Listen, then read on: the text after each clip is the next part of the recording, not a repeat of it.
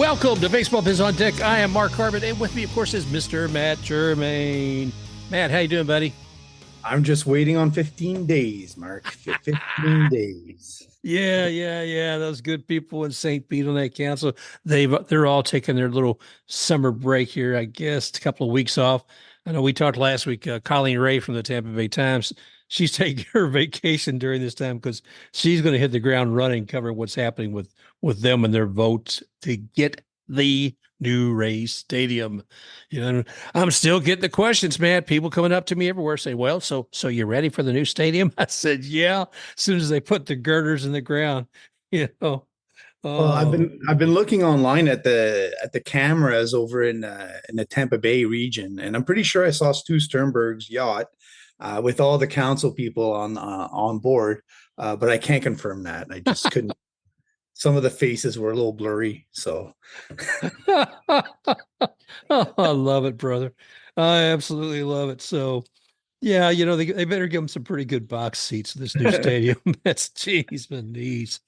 Oh my gosh. No, we're waiting for it. So we'll see what happens. 15 days, like you said, waiting to see it come. But final countdown. yeah, here we are, man. I was hearing in my mind the old AC/DC Hell's Bells, those that are the Undertaker when he's wrestling that gong, because I realized today we're at 81 games. Today being Wednesday, June 26th. This is the half of the regular season. Wow. Yep. And if you had listed off all the things that happened to the Rays and not told me what the record was, and had asked me whether or not I was glad that they're hovering somewhere around 500, I would say I am ecstatic. Hey, Yeah, it's a big thing. yeah, ain't that the truth, brother? I mean, here we were. I was beginning to wonder if we'd ever see us winning a series again, the way things have been going. But we certainly have. We put two of them back to back. And let's face it, we were just finished up with the Seattle Mariners. They're leading their division. Granted, not by a lot. But then today, we couldn't go ahead and sweep it. They took that part of the pie away from us. Right. I think the Rays ran into some good pitching and just couldn't put things together the way they had their two previous games. But to win a series against the Seattle Mariners is a great first step towards having a much better second half. So let's just hope that they keep building on that. If they win the majority of their series through the July, I think they'll be in a really good place. I would enjoyed watching these games. Who was the fellow for the Pirates, the pitcher? Paul Skenes. Yes. Watching him pitch. Oh, was that just like watching magic, what that man could do with the ball? You know who it reminded me of? Because I saw him start off with the Montreal Expos was Randy Johnson. Mm. Like it's just somebody that can do things that nobody else can, and not really knowing where he could take that too. Now, having said that, Randy Johnson was pretty reliant on the speed of his fastball, whereas Paul Skenes, you can see the repertoire beyond that if he needs to lean on it. So they're a little bit different in styles in that way. But I just mean the sheer dominance of that fastball when they want to use it and just dominate people. It's ridiculous what they can do. Yeah, you never really want to see your opponent do so well, but it was amazing to have the opportunity to watch him. And by the way, we did hand it a defeat to the Pirates in that particular game. So, yay, team! Uh, gosh, I don't know if it was last week or the week before. You were kind of egging me on a little bit. So, Mark, you gotta find a little bit more of a positive tune about some of these things. And you're right. So I start saying, okay, I'm going to find some points of sunshine today. We did have 500 yesterday, and we kissed it off into the wind. It was nice while it visited, but we're Yeah. but what got us there has been a lot of fun. I mean, one of those rays of sunshine comes from Mr. Yandy Díaz. He is what now? 19 games he's had a hit, I believe. Yeah, 19. Wow. And what else has he done? 28 games he's gotten on base. And what has he done with his ribbies? He's done pretty well there too, I believe also. but Yandy Díaz has just been amazing. I got to tell you, I thought I was having a bit of deja vu yesterday. I turned on the game and I was late getting to put it on. And there we are. Yandy's at bat. Bam. Home run. First pitch. And I Yeah. thought for a moment there, Matt, that I had the wrong day up. I thought, am I doing a replay from the day before? Yeah, they actually took Paul Skenes deep as well. He's had some big moments. His power is starting to come up. I think the 3 home runs he hit in the month of June, or I guess it would be 4 after today's, were off some really great pitchers. So he's seen the ball well. Obviously, he leads off, so he's had the most plate appearances among the Rays, and I think he's hitting 340 for the month. So that's taking it up a notch to say the least. The other two I would mention along with him are Ben Rortvedt and Ahmed Rosario, as well as Randy Arozarena. Those four, have kind of hopped onto the train that was Jose Siri, trying to light up the entire roster, and have really supported his efforts by starting to deepen and give the Rays more production from everywhere through the lineup, which is what they needed so bad, because there was so many dry spells in almost like 2/3 of the lineup on most games in May that it was just almost a depressing. You'd see Socrates or somebody else have one good game, and then nothing would be consistently strung. Whereas now you're starting to see things picking up momentum, and I would attribute a lot of that to moving on from certain guys, which indirectly is keeping people accountable, getting more balance in the lineup in terms of lefty, righty.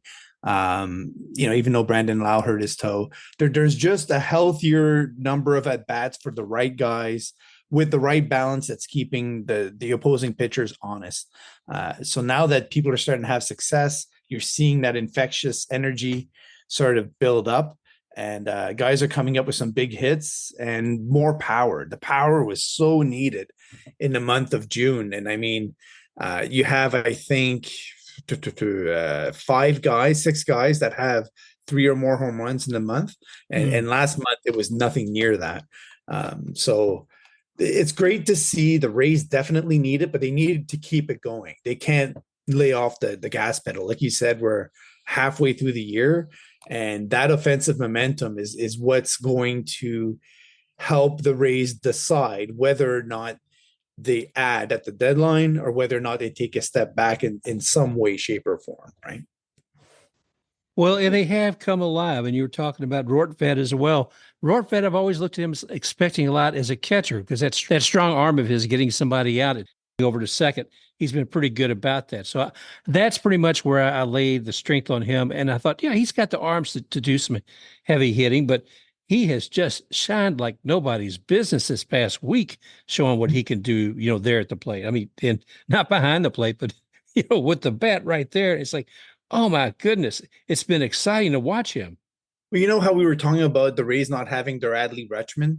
Well, I was looking yesterday or this morning at the top catchers when it comes to F WAR. For the F just means Fangraphs. So in terms of F WAR, he's 10th before today's game in terms of value among catchers in the league. And that's balancing the defense and the offense. So you have to like the fact that they found him. There's a lot of people that are still waiting for Alex Jackson to come alive. But at least you have that one catcher that you can point at and say, that guy's been productive on both sides of the ball. Right. Right. He certainly is. I know. It seems like Alex Jackson, we keep wondering if he'll come out of that cocoon and be a butterfly, but I don't know if that's going to completely happen. I got a question for you though, Matt. When I was watching the game today, and I'm seeing Pepiot, and he's gone 5 1/3 innings, and he's got, I think he's got like 8 strikeouts and 2 walks. I'm thinking, is it really time to pull him just yet? What'd you think? Were you surprised? I'm not really, because he's gotten himself into trouble. I think Kevin Cash in this case wanted him to leave without that letdown at the end. Mm. So he wanted to leave him with just a fully positive outing and then build on that the next time out fresh, because Pepiot's been a little bit more raw than Taj Bradley has in Right. terms of consistency. And a lot of it's been, that fourth, fifth inning. So I understand the poll. They saw enough command and control positives in the first 5 innings that they're like, okay, we're happy. We have a fairly fresh pen, especially now that they called up Edwin Uceta. So there was no need to push him beyond where they had him, and he's still throwing pretty hard all the way through his outings. So he's not the kind of guy that'll lay off the gas pedal velocity wise very much as he goes through a game. So I think that's fine. Okay, well that makes a little more sense then. Like I said, if you realize that your pitchers had trouble going much more than that, and saying, well, why would I let him get into trouble again, and just possibly pull down his mind or his attitude a little bit for the game. So I get that. Okay, that makes sense. And oh yeah, we're talking about sunshine though. Look at Richie Palacios now. What, he's gone 26 consecutive games without a strikeout. It's like Yeah, yeah, man. impressive. Yeah. Yeah, he's just it's longest active streak ahead of Miguel Vargas with 24 with the Dodgers. Yeah. And so that's been pretty cool. Then you look at Caballero. Oh gosh, I just love watching Caballero. What, did you enjoy the bottom of the third inning today, my friend? Yes, yes. And the way he's running, the aggressiveness, but the smarts of it all too. Love it all. I'm a big Caballero fan. I loved the trade at the time. I didn't know that all the other left-handed bats were going to get hurt, so Luke Raley would have been nice to have. Yeah. But Caballero's been a joy to watch. I know there's some people frustrated with his defense, but offensively, he's been just great to watch. Wow. I mean, what is it? He's got now, I think, leading with 24 stolen bases. I don't know if that puts him 10 above anybody else in the Rays. Maybe not that much, but he's leading pretty strongly there. And that, folks, if you didn't see the game today, it was an afternoon game and the bottom of the third. So you see a couple things happen, and this poor Kirby, the guy who's pitching for the Mariners, he throws it. He's been watching Caballero 1 second because Caballero's looking like he's going to take off, at any time. And he winds up where he said, okay, I've just got to pitch to Yandy Díaz. I can't think about him for a moment. So he pitches to Diaz. Diaz hits it virtually down the first base line. There's nobody down there, not a soul. What? But no, it didn't. It didn't go to the first base line. It bounced and went to the pitcher, didn't it? That's right. It hit the ground, went to the pitcher because at first I thought he caught it on a fly. Kirby, that is. But Kirby then tries to decide what he's going to do with the ball. Well, he looks at third, looks over to first, and realizes there is nobody anywhere near first. So he starts to run, but by then it's too late. Yandy gets his on base. He gets his hit. And then Caballero comes over from second and all the way into home. And mostly because Kirby was like, what? I think he just didn't know where his people were and what was happening on the field. Yeah, it's one of those situal awareness things. And I think some people started pointing out the struggles that he'd had at the, against the Rays in the past. So they, sometimes it's just, you're not really thinking things through on the fly. So it happens. But I love the fact that Jose Caballero, kept his head on a swivel and really chugged down the line after the play was developing at first base and scored on the play. So a lot of guys would have held up, wanted to know what the outcome was going to be. He was like, nah, I'm going. That's it. Yeah. He's just been amazing to watch. And another one, like, as long as we're talking about the pieces of sunshine, and we mentioned Siri earlier. Geez, the ballet he does out there in center field to catch some of those balls has been very exciting. The man is a showman, and I know I've referenced this before, that once upon a time Trisha Whitaker was doing an interview with him and asked him what he would do or what he would want to be if he wasn't a baseball player, and he said an actor. I said, that, no doubt. Yeah. oh, I mean, he's a showman, brother, and that's fine. I like those guys. If they're a little bit of a showboat and they're performing, that's great. Yeah, I see him laying down there at the top of the steps, and I've always said his nickname should be the Puma, but but he loves that lightning bolt. So I get the whole speed angle on him. But you're right, he's just so smooth and kind of flashy.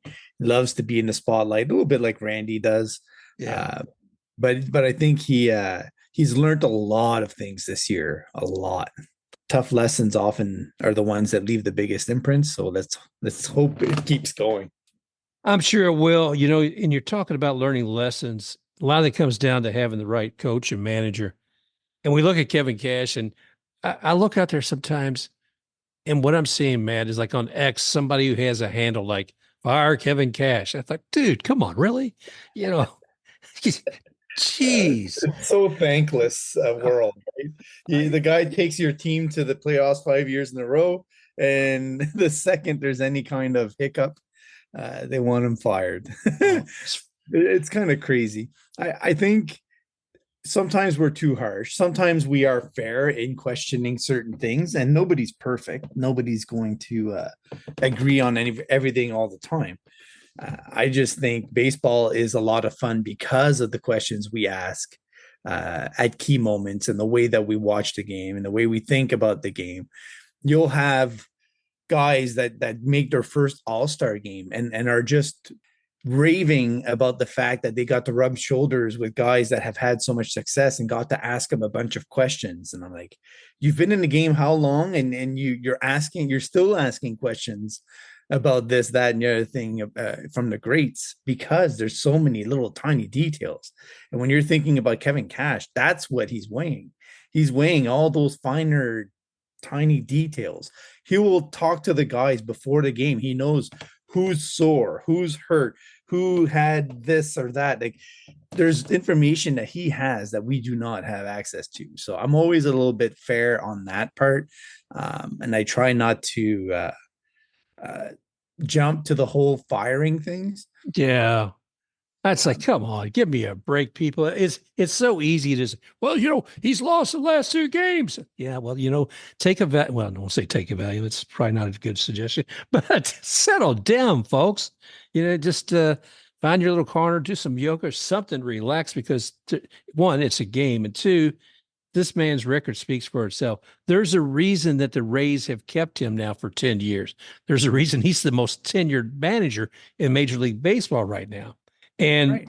it's because of the consistency of what he's been able to do with what the front office gives him. I also think it's because he works as part of a team.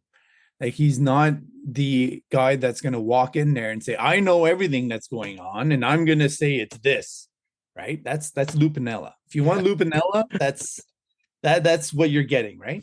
But Kevin Cash will go into a room and say, "What's going on?"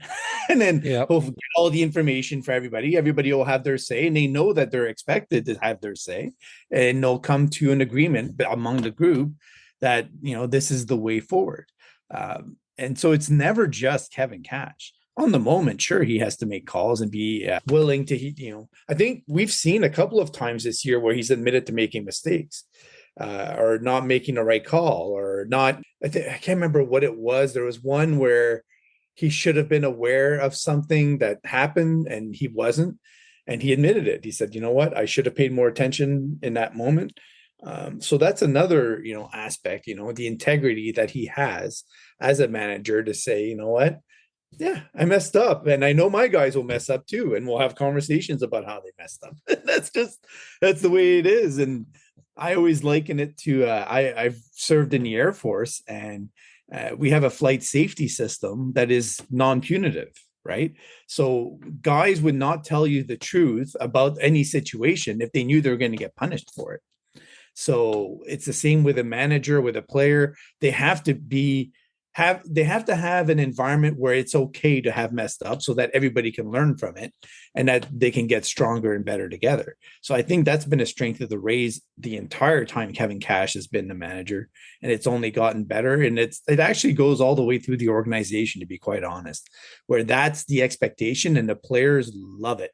I'm telling you right now, I've heard it in interviews over and over and over again. They love the franchise for that.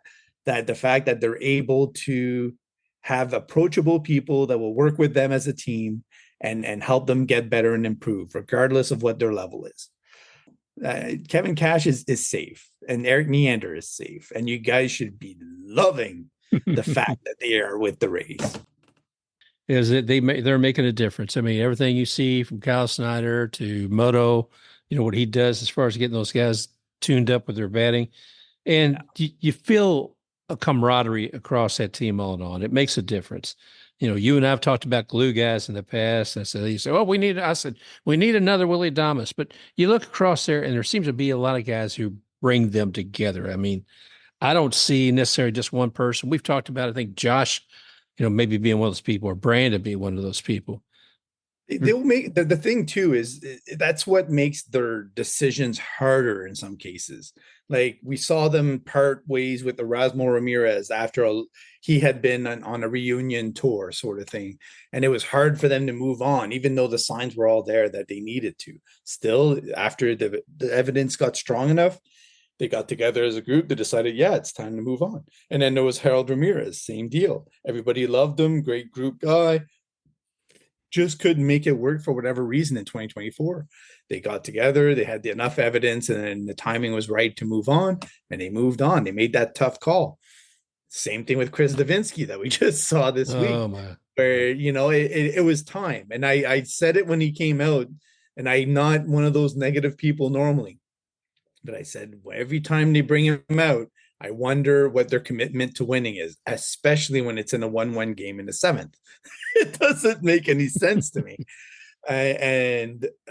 I still believe to this day that the outcomes would have been better if they hadn't tried to lengthen him, right, to that 2-inning thing, because what it did is it reduced the velocity that he's using with his slider, especially because he can only then use his changeup to get any swings and misses, and everybody knows it. And they're sitting on that pitch, and they're able to, even though it's still a tough pitch to hit, right? It's not, Mariano Rivera one pitch kind of guy. He can't do that with his changeup. You need something to feed it off of in order for it to work. So I still think that if they had kept him as a 1-inning guy, he'd be having more success this year than he has had. I'll never be able to prove it. Maybe somebody else will pick him up and make him that, and we'll see. But I wish him well wherever he ends up. And he's still young enough that he can figure it out and have many more years in the majors somewhere. There's enough people willing to give people shots to find some gold and perhaps a tradable piece at some point. But for the Rays pen right now, what that does, those two moves especially, Erasmo and Chris Davinsky, is it takes off the big inning guys, the guys that's tended to give up, leads or tie games the most often. Right. We just saw Sean Armstrong do that again today, and I think he's the next one on the edge if he's not careful. Phil Maton's definitely in the crosshairs of a lot of people. So the Rays pen is not out of issues yet, but they're starting to make some of the right moves that they need to make before the deadline to figure out what it is that they have, because that's what you need to know before you make any moves at the deadline. Payton's had a couple of good games though recently. It seems, compared to what he was having in the past. Yes, he has. Looking at today, with 13 strikeouts, I'm looking for sunshine. Even though we lost, it's 13 strikeouts, man. That's huge. It is. Yep. The Rays pitching, the starting pitching especially, has been spot on, like really good. And it's so huge that after 10 strikeouts, you can go get a taco at, yes, I know, Tijuana Flats. So I can do that tomorrow. And since we won yesterday with 6 or more, that I was able to, you don't even have to win. You just have to have 6 runs. And I can get pizza tonight and I get tacos tomorrow for relatively inexpensive price. So there's more sunshine. There you go. Get at it. Gosh almighty. I go back again to Tim Hortons, but yeah. I'm gonna open up a franchise in Tampa for sure. Come on, brother. We'll work it out before you get down here for spring training. All I need is $500,000. Well, you got a couple of hockey places down here. It seemed like we could probably get some folks interested. We'll have to see what it is. Anyway, Hmm. so next on the menu, we're looking at the Nationals, and they're going to be here. Then we run on, take a day off. Actually, we take tomorrow off, and then we do the with the Nationals, and I think we take another day off, and then to Kansas City with the Royals. Mhm. Any predictions? Any insights? So don't take the Nationals lightly. They have a very capable group. I posted something earlier this week about Jacob Young, and he's one of the best defensive outfielders in the league right now. He's just haywire out there, and he's really elevated their outfield production. Not as great a bat yet, like he's still figuring things out, but he's productive. Lane Thomas, CJ Abrams, Jesse Winker are the guys having the most success recently. They brought up Harold Ramirez, an old friend. Mm-hmm. So we probably would think we are going to see him, although the Rays aren't putting up a lefty. So it would probably be off the bench, I think. We'll see. Kyber Ruiz is their catcher, and he's really one of the better catchers out there that young guys that are coming up. So they have some pieces. They have guys that are interesting that they're building around. They've been pesky. They've been consistently competitive. I just think that they're not exactly deep yet. So in terms of the vulnerabilities is basically the length of the roster and the depth of it and the options off the bench. Those are the big things that you'll see lacking a little bit. Like the pitchers that we're seeing are not threatening in the least, like Mitchell Parker, Jake Irvin, and Patrick Corbin. Patrick Corbin is, everybody knows him. They know me. He's making big money. He's a significant, arm in their pen, and in their rotation. And he has had success, but he struggled. Like he's not getting swings and misses now that he used to. And the Rays have a good lineup to put up against the lefty. So that would be one that I would expect the Rays, fight very hard for to win. In terms of the other two, it's funny because you can have pitchers that you don't expect to do extremely well. But because the team has never seen them, they might have success. And that's how I feel about Mitchell Parker. He's somebody that missed a lot of bats down in the minors. Like he's gone up as high as 15K per nine in some instances and 13K per nine. But he's a lefty that the Rays should be able to handle. And then the other one is Jake Irvin, who's a tall right-hander, and I think he's probably having their best season out of the three that the Rays will face. So he's probably the one they'll have the toughest time against.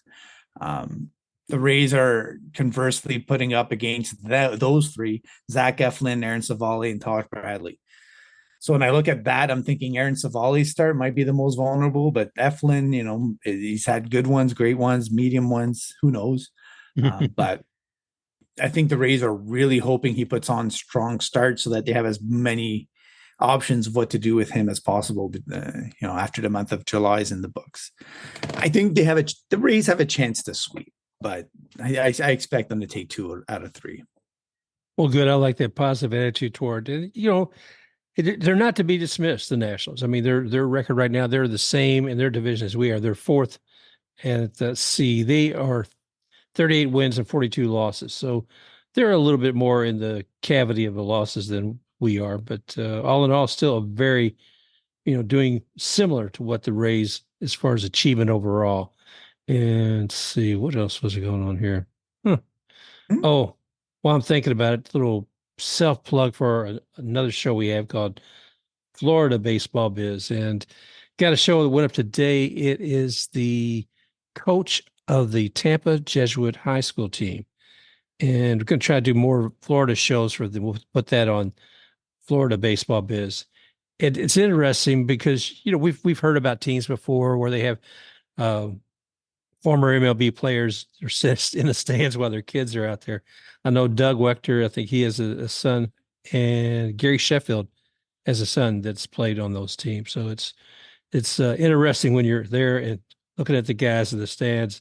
And I asked him a little bit about, is he getting much from parents overall, not just them? He said, no, it's pretty good. He says, I've reached out to Sheffield maybe once or twice for a little advice, but that's on Florida Baseball Biz. And it's just, you're down here, daggone it, man, you're going to find out when you come in. You can't walk 5 feet without tripping over a baseball story. It's it's That's a everywhere. good thing. Yeah. You'll love it when you come down here, brother. It'll be a lot of fun. And like I said, if there's any pre-work I can do before you come down, let me know. We'll get that all set up for you. And Absolutely. yeah. I got to figure out exactly what it is that I'm able to do in terms of number of games and where I'm going to set up, and then we'll definitely hammer something out in that front. I will say that I think MLB should put out that schedule earlier so that people can plan things. But I get it; it's not an easy thing to kind of come to terms with. There's a lot of things moving around, but yeah, I'm more focused on the schedule between now and the All-Star break, to be honest. The Rays are going to see the Royals, the Rangers, the Yankees, and the Guardians. Really tough opponents. And the Yankees have been taking some knocks recently. Jarrett Cole had a rough outing recently. Giancarlo Stanton is having a rough time. Juan Soto has a barking arm, barking elbow. I think the fans are getting a little bit restless. They're looking for the GM to add a little bit between now and the deadline. So who knows, if the Rays are able to kind of smack them around a little bit, will that amp things up for them? The Royals are having a struggle as well. So maybe the Rays are getting them at the right time.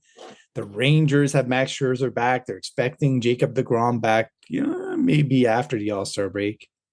So the Rays luck out not seeing deGrom. But the Guardians, to me, when I look at those 4 teams, the Guardians are the ones that scare me the most. They have the most balanced team. They have the team that seems to be the most consistent, the hardest lineup, I think, to get out overall. So yeah, that's the series that I think, if the Rays are able to take 2 of 3 from the Guardians, that will tell me a lot about where they are right now. Because you can go through a series with the Mariners and you win 2 out of 3. You're like, yeah, okay, that's good. I'm encouraged. But it doesn't really tell me where the Rays stand, because I know the Mariners have issues. They have lineup issues. They still have a pen that can be up and down once in a while. Whereas the Guardians, I look at their roster and I'm like, oh, that's a World Series contending roster to me, and the way they're playing in the first half anyway. And you mentioned Giancarlo with the Yankees. I'm going to jump back for a second there. I think he got injured this week. I'm not sure, but I believe he took an injury. So I just saw a headline saying one Yankee player said, "Finally." I thought, what? little harsh. Little harsh. There's no love between those teams. Gosh, who'd have guessed that? But we'll see. All righty. What else, brother?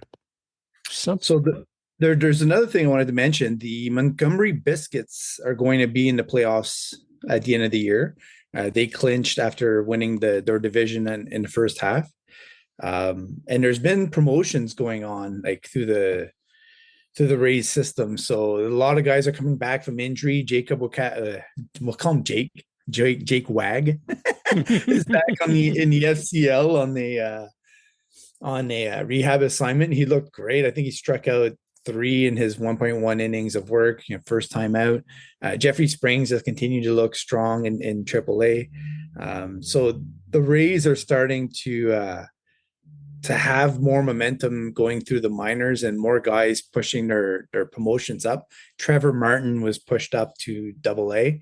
So that's a big sign. That's a sign that things are happening. They're clearing room because the draft is coming up, and they know that they have to move guys along before they're willing to kind of make some of the trades happen that I'm sure are around the corner. Yeah, and as long as you're talking about around the corner, I believe today is the deadline for phase 1, or maybe it's tomorrow. Phase 1 of the voting for the All-Star team. So if you got a player, today may have been it.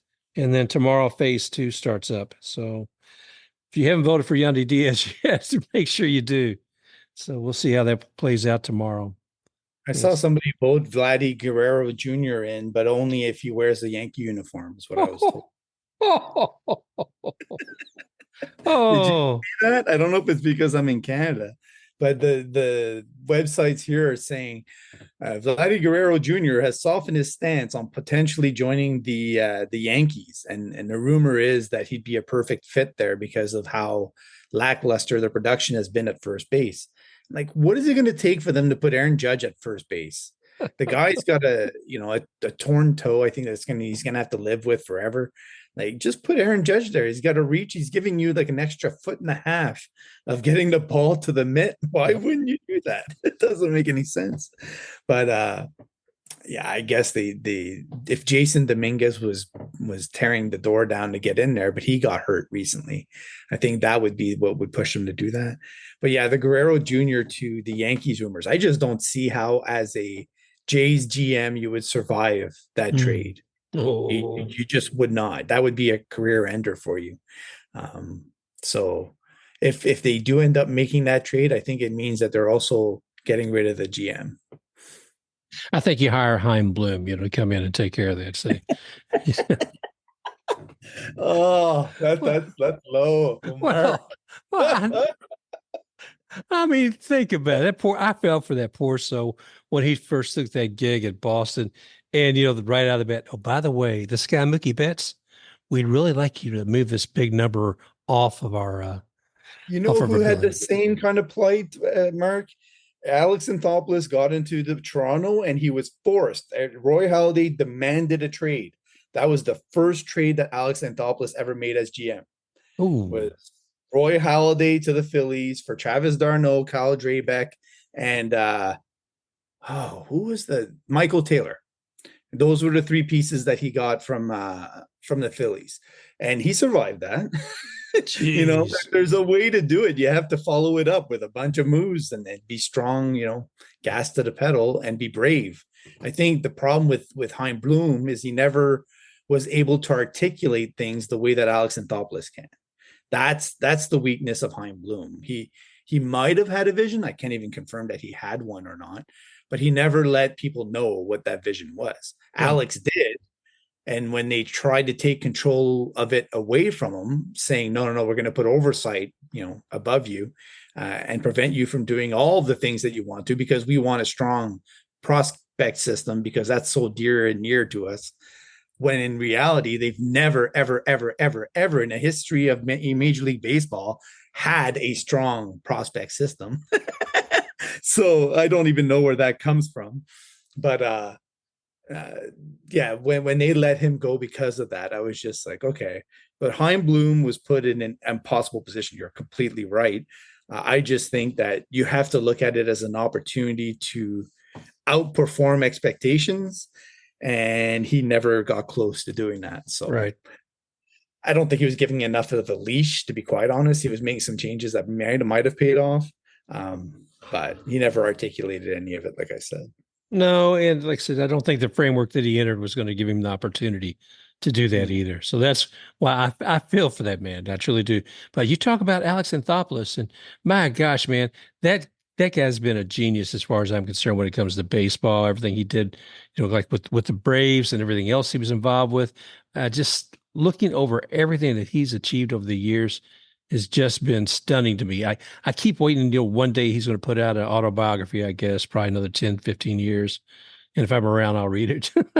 But absolutely. Started with the Expos and worked his way up all the way through. I still find, the loyalty he shows to certain players, and people won't really see it, but like when he was in Atlanta, he brought back Adani Hechavarria, which is a guy that he signed as an international free agent when he was with the Blue Jays. He brought in Kevin Pillar. He brought in a whole bunch of guys that he knew well and had faith in performing to a certain level. Ryan Goins was another guy that he brought in for a bit in Atlanta.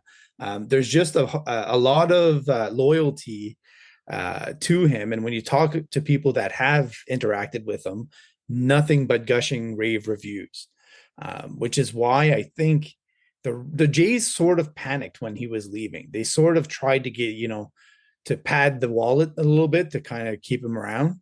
But ultimately, I think he knew the writing was on the wall of what he was going to be able to do, and he wanted to be able to do more. And for people to respect what he had done, I think people like sometimes franchises don't look, at the whole big picture. So here you had a team for 10 or 12 years. I can't remember the exact number under JP Ricciardi had been a lame duck. They basically every year they had one or two decent prospects to talk about. Every year they had a mediocre record somewhere between 78 and 85 wins, and every year is the same story. They went home. They would just it got to be mind numbing and repetitive and just predictable, and everything that was done wasn't really well thought through. And here you have a guy comes in, and because of that, the attendance fell to like under 2 million a year. Mm. Here you have a guy that comes in, I think it was 1.4 million the year that Alex Anthopoulos came in, and he packs the stands. He gets them into the playoffs. There's 3.2 or 3.3 million people in the stands the year that they went into the playoffs, or the year after. I can't remember which. But he's got the team excited. He's got them invigorated. They love it. The Toronto's on a roll. And then they say, yeah, you're doing so well, we're going to give you a new boss. And you're going to have to, what are you talking about? How does that compute? It doesn't make sense. But that's what happens when your franchise is run by a corporation who's not really looking at it from a baseball perspective. If that had been, an owner that respects how hard it is to accomplish that, then they would have rewarded him with a new contract offer that was even more with more freedom than what he had to that point. Instead, they listened to the masses who were saying, oh, he's getting there because he's trading all the prospects. And suddenly everybody turns on him and says, oh, well, then he needs oversight. We need to protect our prospects, right? Yeah. Nobody looks at the 3.3 million in the stands and go, hey, guess what? It's worth it. I don't know. I don't understand that whole situation. And honestly, that's what turned me off from ever covering the Blue Jays. That moment in that point in time was when I said, the hell with this. If they can't see the value in Alex Anthopoulos, why am I cheering for that franchise? It doesn't make any sense. Yeah. So, yeah. I went down a rabbit hole, Mark. You got me down a rabbit hole. I'm sorry. I'm glad you did, because it tells a story, Matt, that we don't always talk about, and that's how much that front office any front office is really impacting what happens with the fans. It's impacting, and sometimes they have the foresight, and sometimes they don't. Sometimes you figure they're rolling dice on this stuff. It's just maddening. I think my mind going way back in history now. What was it? Babe Ruth. He got traded so an owner could put money up into a Broadway show. It's sometimes I think it's that kind of mentality still going on today. Not that somebody's putting up a Broadway show, but I don't think you have necessarily the mindset that people have to have in a business like baseball, where you're still enjoying the game, where you're recognizing the return value of those 3 million fans that you have in the stands. How many more jerseys are going to be bought? I can't believe I haven't found it yet. I see there's different universities that offer sports business, but I'd like to see where somebody gets granular in what happens in those front offices to make the system work. Right. No, that would be interesting. Well, go ahead, man. I think if you would go into any franchise front office, whether it's football, basketball, hockey, baseball, MLS, every single front office is different because the people in there matter so much in how the tone is set. Yeah. And how the culture is. And you go into the St. Louis Cardinals front office, it's a completely different world than if you go into the Marlins front office, right? So I think in a lot of ways, it's a reflection on the owner. And this is why I've been an advocate of what Stu Sternberg does in Tampa, because the reflection to me is that everybody wants what he's able to build with his front office and his staff. Mm-hmm. And so that's just a telltale sign that you're doing something extremely right. And also that the fact that nobody is screaming to get to get out, they're just being poached, quite literally, because of the system that you have and the mentality you have and the dedication to winning and the success to prove it. So I also think, there's somebody that mentioned, why haven't the Texas Rangers had a Pride Night? Right. So you look at how the culture is in Tampa, and it's not, I wouldn't call it exactly LGBTQ plus friendly to the max in Florida overall. Right. There's been issues in terms of people in bars getting attacked, etc. So for Stu Sternberg and the Rays to stand up and be for that cause and other causes, there's plenty more to point out as well. Also reflects on the culture within that organization. So when the Rangers don't have that, and not only does it point to the fact that it's a weakness of theirs, but it's also, says what kind of environment you're walking into when you go to that organization. Are you welcome if you are from that group? Who knows? Will they stand up for you if somebody, does things in your realm that is discriminatory? Probably not. We saw there was an organization that the Blackhawks had a bunch of issues like that in hockey, where their front office wasn't standing up for people that were doing misogynistic things. And I don't want to go too deep into it, but every franchise is different and sets the tone. I think ownership has more impact on the success of a franchise than we think. Robert Kraft with the Patriots is a great example of an owner that built it right the first time around. He's had troubles recently. But you look at, sometimes you have owners that are so invested, like in the Cowboys, for instance, where you're just wishing that they would get out of the way, or Artie Moreno with the Angels, etc. So you've got so many casts of characters that you could point at and go, whoa, like I can only imagine, right? Yeah, I mean, it's part of the fun. It is. There's no doubt in the past, really poked a lot at Stu, but it's what he's done with the front office, with him and Eric Neander being there has just been fantastic. And whatever you may think about having a stadium built here, I think that he is taking it seriously for this area. For a while, I think there was a lot of questions about just trying to maneuver one place or another to get a better bid. But it's some of that's business. I get that. All in all, I think he's done a lot to positive moves for the Rays and certainly the community. Let me ask you this, Mark. How long do you think he remains Rays owner, assuming it gets built? Let's say shovels go in the ground, the stadium opens 2028. How many years afterwards will he maintain that franchise as his? I want to say 10, but I think it could be 5. Yeah, I think that's about accurate. I don't know that you can sit. I mean, you can. I don't know what his children's ambitions are, right? So he might be looking at it as something that he can pass on to them. I have no idea what his relationship is like with them, but and if their interest is high enough. But if you would have asked the Steinbrenner situation, the same kind of thing way back when, right? Yeah. The Yankees were not well valued or well thought of when George took them over. They weren't as miraculously winning every year as they got to be. So, you might have said the same thing about George at the time. The truth is that once he builds that stadium, assuming a lot of the traffic woes get solved, right? And that they're able to maintain a crowd of 20 plus thousand per night on average, the up years, down years kind of averaged out. Right.